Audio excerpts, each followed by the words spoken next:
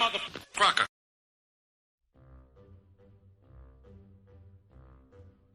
The Jell-O Program, starring Jack Benny with Mary Livingston and Phil Harris and his orchestra. Thank you. This is Groucho Marx. Well, here I am, stepping in over my head again. With Fibber McGee and Molly. Folks, this is just as new to me as it is to you. Hello? Hello, Mr. Benny. This is Rochester. The Great Gildersleeve. Well, what an original greeting. Hello and welcome to another week of comedy, funny, haha, on Dwayne Old Time Radio. One thing, please subscribe to my channel. If you enjoy what I'm doing, subscribing is 100% free. Also, one more thing, if you have a few seconds or 1 minute, please leave a review on your preferred podcast service, especially if you're on Apple, Spotify, or really just your preferred podcast service. Thank you, and hope you enjoy. Lucille Ball's series, My Favorite Husband, this week with one episode. The last time we aired the audition episode, this is the actual official first episode from My Favorite Husband. This one is titled Literary Club's Speaker Comes to Dinner. Literary Club Speaker Comes to Dinner. And this one aired July 23rd, 1948.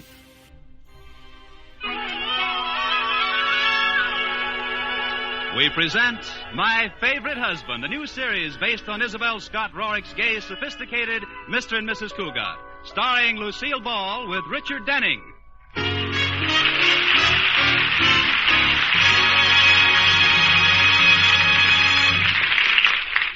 10 years ago, the town's most eligible bachelor, George Cugat, married socially prominent Elizabeth Elliot. The lavish wedding kept the society columns all over the country in copy for weeks. The New Yorker said, "The bride and groom were dressed to the nth degree of smartness. Best man was a polo pony." The Hearst papers said, "The bride and groom were dressed handsomely in attracted comment from guest Douglas MacArthur." And the Reader's Digest said, "The bride and groom were dressed."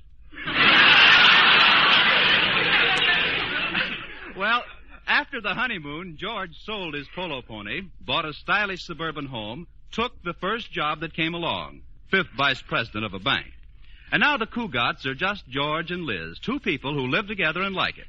George says, "When I married Liz, she didn't know a thing about keeping house. She couldn't cook, she couldn't sew, she couldn't clean. But later she overcame this lack of domesticity in a most ingenious manner." Liz says, "I got a maid."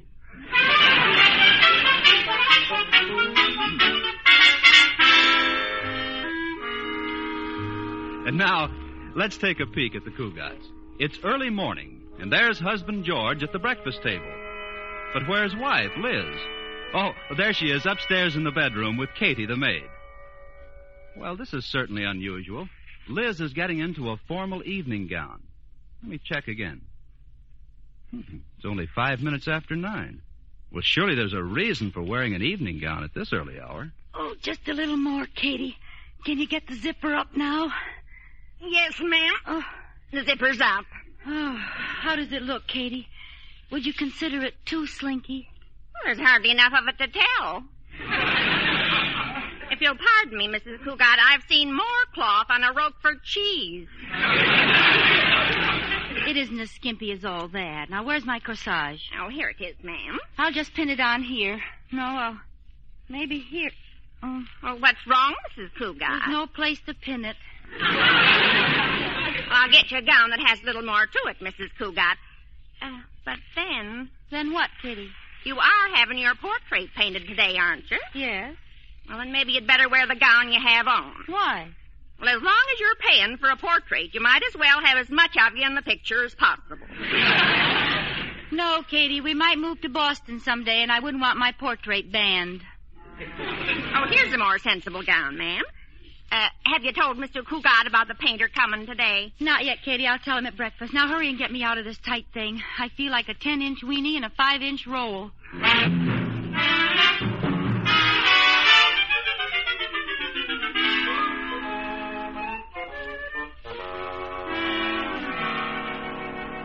Good morning, George, darling. Good morning, Liz. You're looking very... George, what's wrong? That evening gown. Well, you've seen me wearing an evening gown before. Well, I've seen you wearing galoshes, too, but not at breakfast. Of course not. It never rains under the table.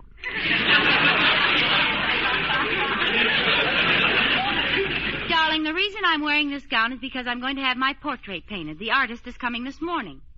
Having your portrait painted? Mm-hmm. What in the world for? Well, Alice Sturm had herself sketched, so... Alice Sturm, I might have known. The old story of keeping up with the Joneses. It's nothing like that, George. This is entirely different. This is keeping up with the Sturmses. Darling, when Alice Sturm gave a party for an opera star, we had to give one for the Hall Johnson Choir. When Alice goes to Catalina, we have to go to Hawaii. Believe me, the day Alice Sturm has quintuplets, I want to be in Mexico.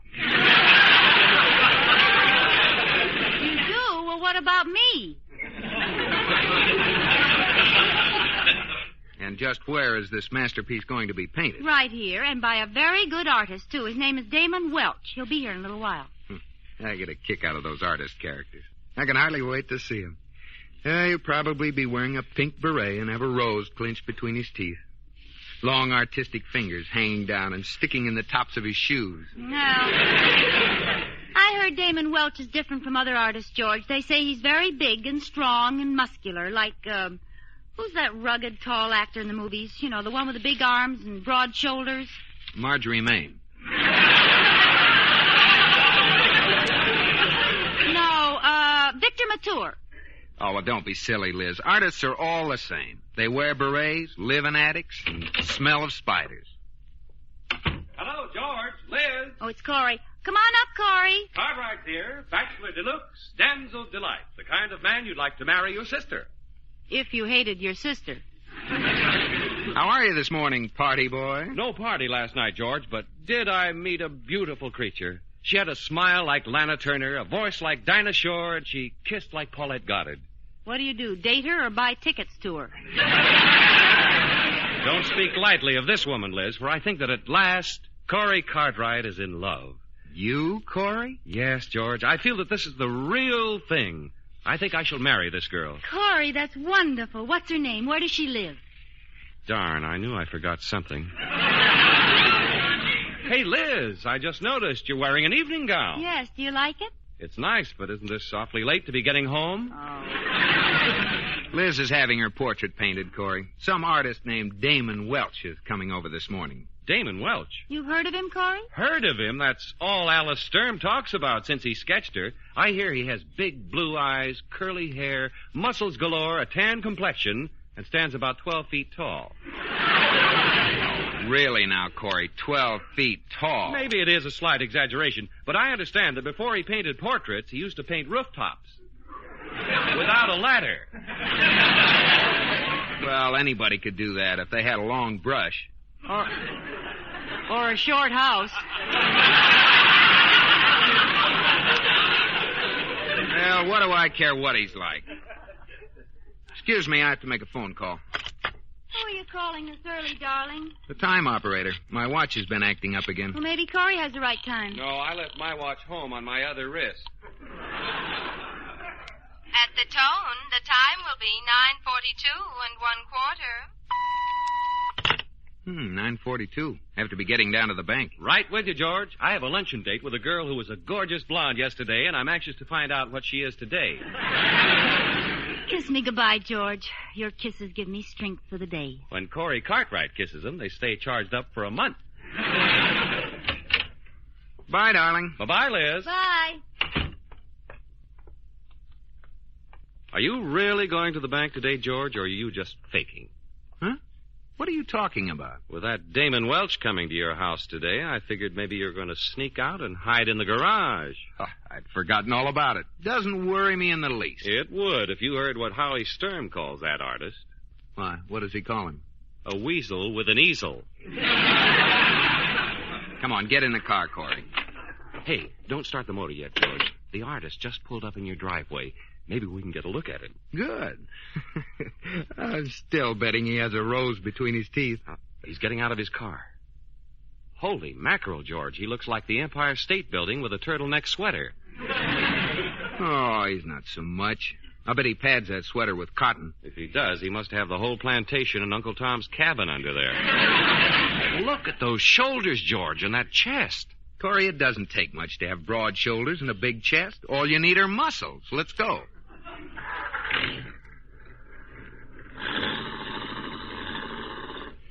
Did you see that thick neck, George? Those pretty blue eyes? Well, so what? My neck isn't as thick, maybe, but I have a nice neck. And look at my Adam's apple, Corey. Oh, that guy didn't have anywhere near the Adam's apple I have. Oh, if there's anything that'll keep a home together, it's a big Adam's apple.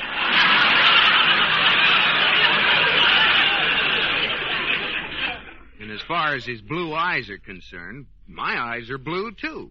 Look at my eyes, Corey. See the pretty blue? It's kind of hard to see the blue right now, George. Your face is so green.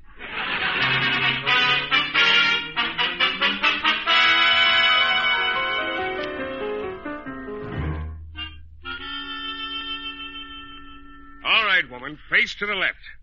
I cannot paint your portrait unless you cooperate. Mr. Welch, I told you a dozen times my name is Elizabeth Cugat, not woman. Very well, Mrs. Cugat. Now be quiet, woman. Well, one consolation, at least you know what I am. Your dress gives you away. I don't like your nose. I shall not paint it that way. But I like my nose. It's a good nose. Don't change it. I've had it so long now, it seems like almost a part of me. Be still, woman. You're very rough, Mr. Welch. Woman, you're looking at a man who's painted the forests of Oregon and at the same time worked as a lumberjack. Sawing, climbing, cutting, and chopping. One day, the man next to me was crushed by a falling redwood. I've seen many rough things. This is a man's world. That's why I'm rough. Did it kill him, the man the tree fell on? To coin a quaint old phrase, he was a real gone lumberjack. You know, Mr. Welch, you and my husband have a lot in common. He lives a rugged life, too. What does your husband do? He's a banker. Oh, that is rugged. It's plenty rugged. He goes to work every morning at 10 and doesn't get home until after 3. Just what's rugged about that? He has an uncomfortable office.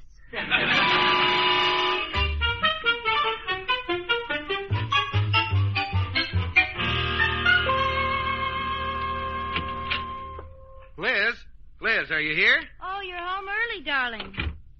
Hi, honey. How's the portrait coming? All finished, huh? Oh, no, Damon will be back tomorrow. Damon? You call him Damon? Yes, now. He was terribly cold at first, but he warmed up. How warm did he get? Oh, George, I've just got to tell you all about him. You wouldn't believe that just an artist could have lived so much. Too bad he lived so long. What'd you say, dear? I said too bad he had to run along. You know, men certainly are misleading. Take Damon, for instance. There he is, an artist, but he's worked in the Oregon forest. And believe it or not, he's chopped down giant redwood trees. Well, I cut down the tree in the yard, the one that made the lawn so unsightly. That wasn't a tree, dear. That was a laundry pole. Well, it was a tree once. Did you notice Damon when you were leaving this morning? He came in right after you'd left with Corey. Yes, I think I did. He was struggling to get his car door open. Didn't seem to have much strength. A tall, unhealthy-looking chap, as I recall. A padded sweater. Damon? Oh, George, I don't think so. He's huge with big muscles and a terrific tan. Yes, Liz, but I'm sure that under that tan there's a naturally pale face. George, what are you looking for? Oh, nothing. Oh, say, look at this. My old photograph album. Look here. This picture of me at the beach. You noticed the muscles? Oh, yes. That was the day you and Jimmy Paterno and Howie Sturm and the whole gang made the human pyramid. Yeah. Takes a lot of strength to support all those men. Yes, it does. Look at my muscles. Oh, there you are, right on top. Oh, it takes a lot of strength to stay on top. There was quite a breeze that day. Here's the picture I like. You and me in a rowboat at Simmons Park. Look, your sleeves are rolled up. Say, your arms were pretty big. Of course. Of course. I can't remember why I was rowing. Well, I was saving my strength for the potato race. Are you sure you love me, Liz? Oh, silly. Of course I love you. Why shouldn't I love you? Kiss me. Feel those strong arms around you? Mm-hmm. I'm plenty strong, Liz. Way back in kindergarten, I used to beat up all the little kids. I'll just bet you still could.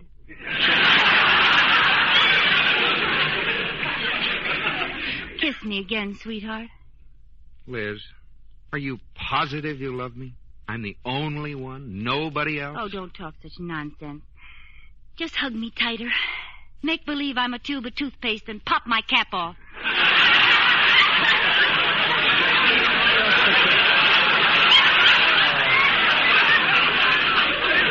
Oh, that's swell.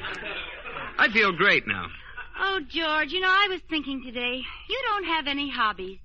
I believe I know of an interesting one for you. No hobbies? I have my bird collection. 6 starlings and a dicky bird. What did you have in mind? Why don't you take up painting as a hobby? Painting? Oh, Liz, I'm going to bed. Going to bed? Don't you want your dinner? I won't need any dinner. I'll just go upstairs, pull the covers over my head, and eat my heart out.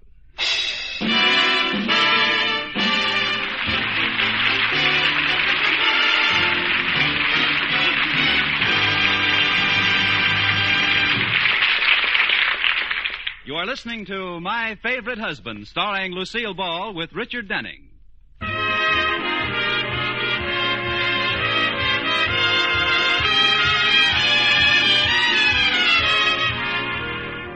This is the story of my favorite husband, George Cugat, and his favorite wife, Liz, who, like most married couples, alternate in making each other first happy and then miserable. Well, at the moment, Liz is in the middle of having her portrait painted by the handsome and virile artist, Damon Welch. This makes Liz quite happy, and George quite miserable.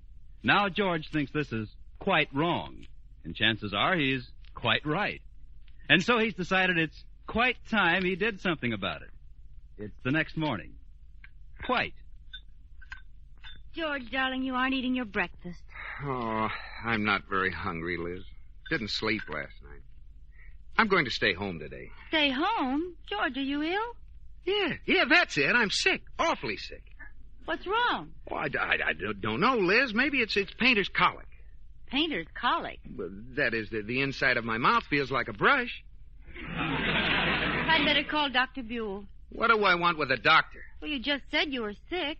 Oh, yeah. Call a doctor. Oh, it's Damon. Katie! I saw him coming, Mrs. Cugat. Oh, good morning, Mr. Wells. Good morning, woman. Step aside and let genius enter. I wish he'd slammed the door on his genius. Good morning, woman. Good morning, Damon. This is my husband, George. You may just call me man. George isn't feeling well, Damon. I'm going to call the doctor. What's wrong with him? He looks well enough. Trouble with you, Cugat, is that soft, decadent living has finally caught up with you. You should get out of doors, do some exercises. Run the mile, do some chin-ups, push-ups, chop some wood, mow the lawn, pull some weights. Tote that barge, lift that bale. Oh. Liz, call the doctor now. I'm worn out.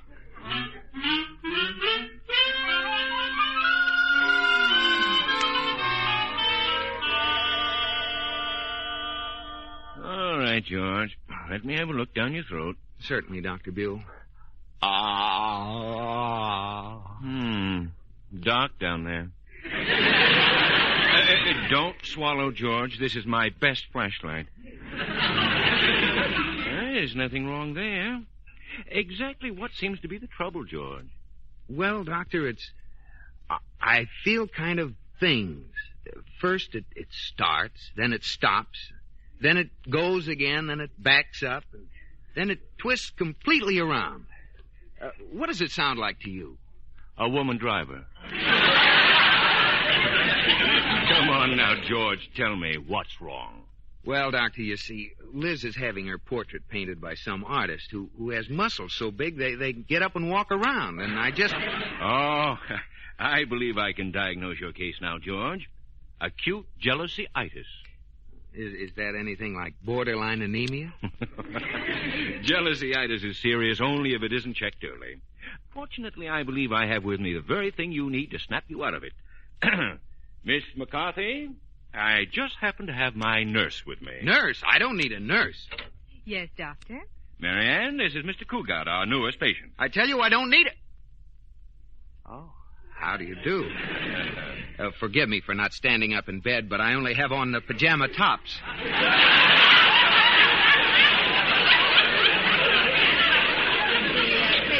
Enough to require a nurse, Doctor? Well, he said he wasn't. What about it, George? Oh, I ain't long for this world.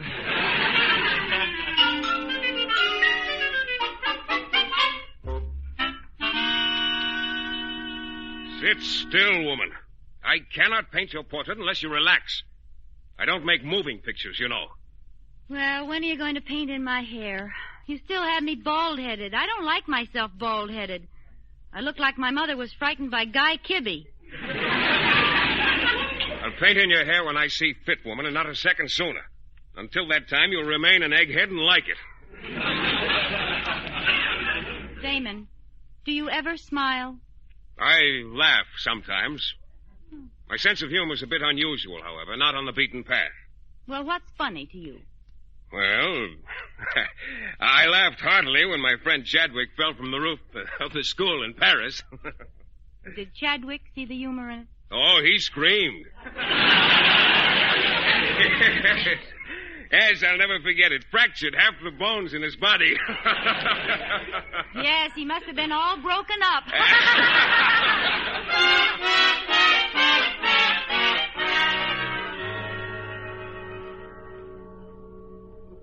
Miss McCarthy, did you hear that? My wife and the painter were laughing down there in the study. What could they have been laughing at? Do you have a steamboat in the house, Mr. Cugat? A steamboat? Well, of course not. Well, then they couldn't be laughing at Fulton. Oh, I'm serious, Miss McCarthy. I don't like them to be laughing. I'm going downstairs.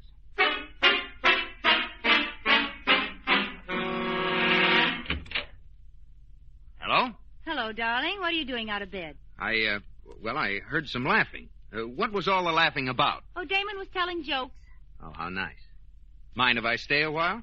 I know one person who objects. I cannot paint with an audience. What a horrible painting. George. No, let him criticize. All genius must be criticized. But I still do not want him around. Out. Take your linted bathrobe with you. Well, as long as you're busy, I'll go back upstairs. Goodbye, darling. Well, goodbye. Yes, goodbye. Nice trip. Be sure and write us. Oh, Damon, you know something? I think my husband came downstairs because he's jealous. Jealous? Jealousy is stupidity. Yes, I guess he could be jealous. Well, I'm glad he's jealous. Oh, it makes me feel that I'm wanted. You are. I want you to sit still. You never get jealous of Mr. Cugat, do you? I mean, the fact that he's upstairs right now with that attractive nurse. That doesn't faze you in the least. Of course not. Good old faithful George. What was that? What? Damon, that was George and that nurse. Oh, so?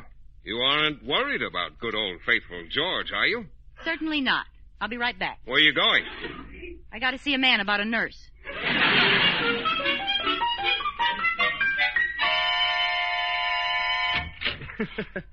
Hello. May I come in? Yes, Mrs. Cugat, but you mustn't stay long. I have a naughty boy on my hands, and I don't want him to get excited.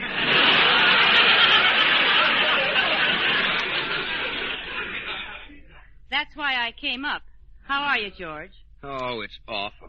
I just had a relapse. I accidentally plugged my electric heating pad into the radio, and H.V. Kaltenborn got in bed with me.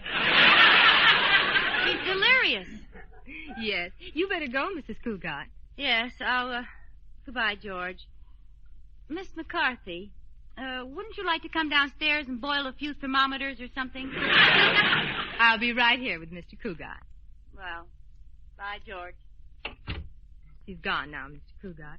Why were you playing sick? Because I wanted sympathy. Lots of sympathy. You know something, McCarthy? I think Liz came up only because she was jealous. She must have heard us laughing. You know what that means? My capacity of a registered nurse, I'd say she has clean ears. It means she loves me and worries about me. She's jealous. Then you need have no further worry over the painter. None whatever. He'll be laughing again soon, but I won't worry about it. I wonder why they aren't laughing. McCarthy, they're not laughing. Doesn't that please you, Mr. Cugat? No, they should be laughing. Where do you think you're going? I'm going down there and find out why they're so darn quiet. Where is he? I'll break him in half. He's gone, George. Gone? He's not here anymore? I had to get rid of him, darling. Why did you have to get rid of him? Because I knew that if he left, you'd stop playing sick, and then Miss McCarthy could get the heck out of here. Oh. Were you a little jealous of Miss McCarthy? Of course not, but I know you were jealous of Damon. That's ridiculous. George. Yes, Liz. Who do we think we're kidding?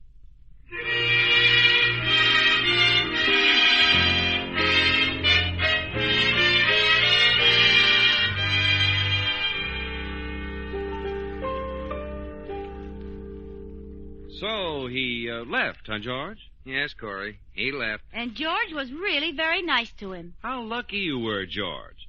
Suppose, instead of going quietly, the man with the big muscles had gotten tough with you. Oh, Corey, you're just trying to stir me up. No, seriously. What would you have done if the painter had wanted to fight?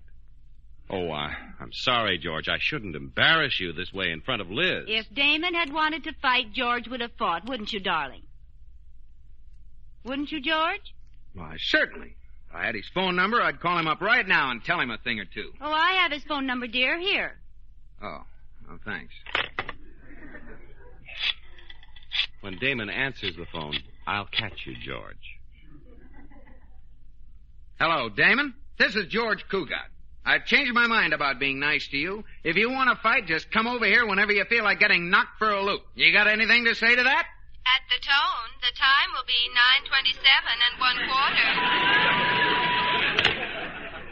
9:27 1/4. Well. George Cugat, kiss me. Kiss me this very instant. Why right now? Because you've got your dander up, and you're just dandy with your dander up.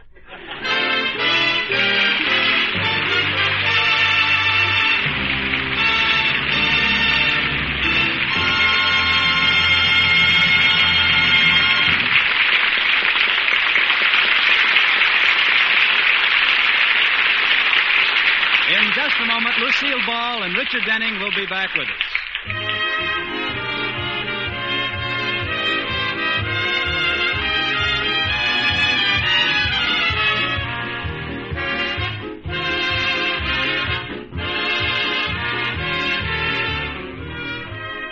Here's a friendly suggestion that may mean a lot to your own happiness. Why don't you call your family together one evening soon and say, is there anything else any of us can do in cooperation with others for the good of our community? You may find that somebody will come forward with the news of a community project that you haven't heard of. Maybe it has to do with Scouts or 4-H clubs or Red Cross. Well, there'll be an opportunity for service, something you'll like to grab hold of. For you know that what you're doing is more than helping make your life and your families and your neighbors better. By positive action toward improving the place where you live, you help preserve something we prize highly. That's freedom. You show that you agree with the statement that freedom is everybody's job. George, are you asleep? No, darling. I'm not asleep. Do you love me, baby? Yes, I love you. How much? Lots.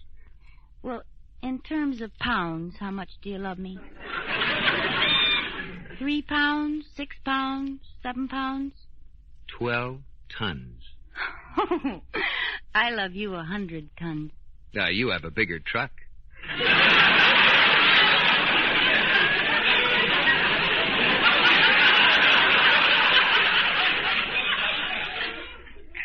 George, no matter what happens, will you still love me, even when I'm old? I'll still love you when you're old. Will you take me out? Yes, dear. I'll wheel you around the block every day. George, something strange happened to Katie tonight. Really? What was that? Well, tonight around 9:27, Katie picked up the phone extension in the kitchen and heard a man shouting at the time operator. Good night, George.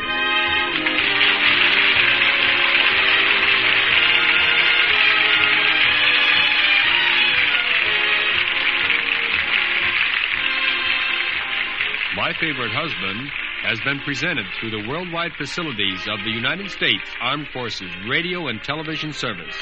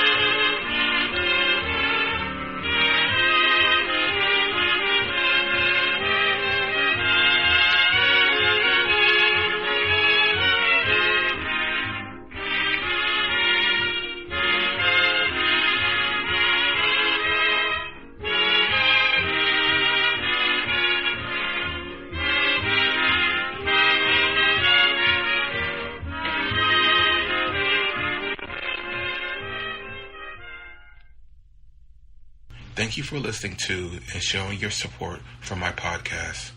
If you would like to receive notifications of when new episodes are posted, please subscribe to my channel. Subscriptions are 100% free, and they really help me get an idea of how I'm doing. Well, hope you enjoyed, and until next time, stay safe, wish you well, and as always, peace.